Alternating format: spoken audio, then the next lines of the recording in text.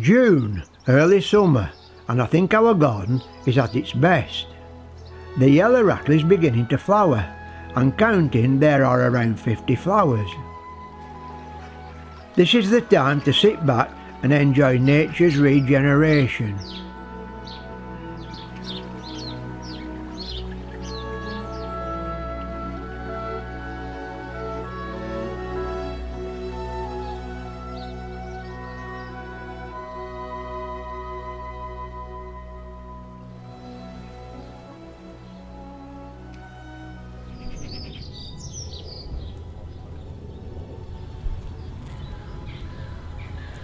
The alpine garden at the front of our house is now past its best, but there's one alpine here which is very difficult to grow and it thrives in here, so I must be doing something right.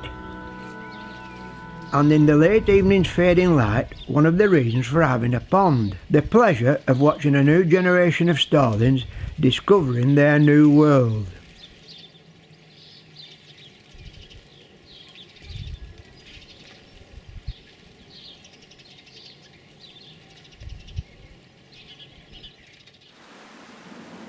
After almost a month of dry weather, a thundery downpour refreshes the garden.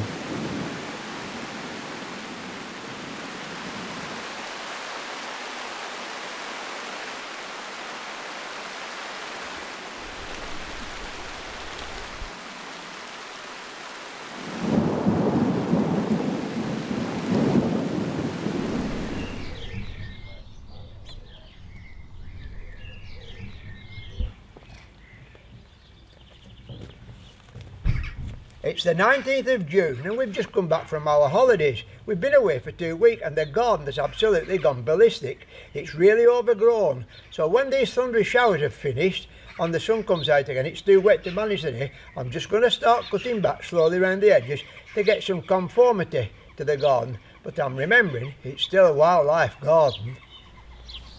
Our wild orchids are opening, but as yet just a few. I think the earlier dry weather has affected them.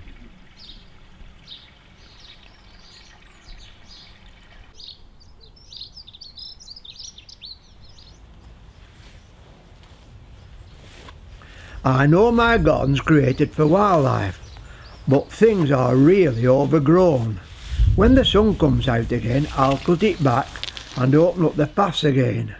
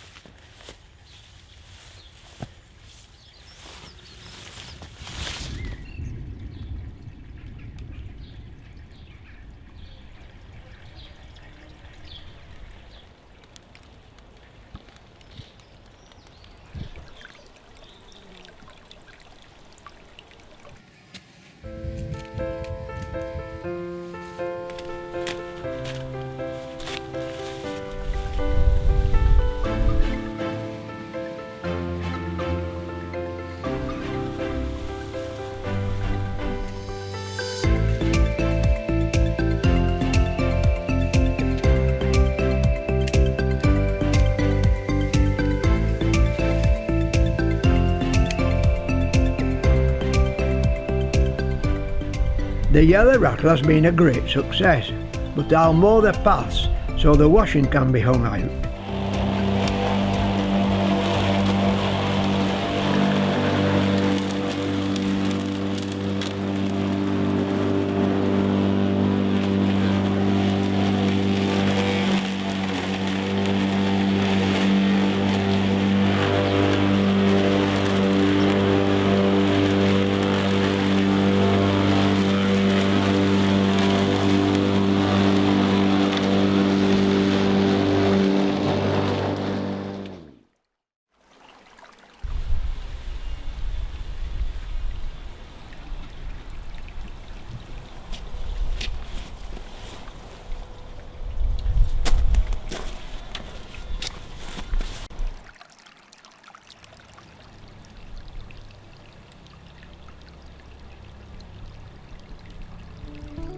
Having our ponds for over 35 years, I'm still fascinated by the wildlife that relies on them.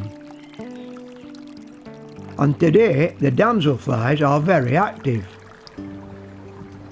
And our first dragonfly of the season, a broad-bodied chaser.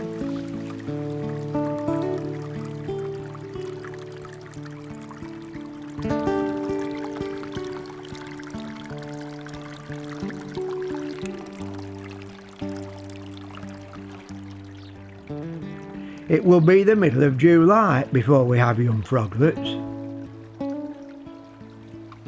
And of course it's the watering hole for our garden birds.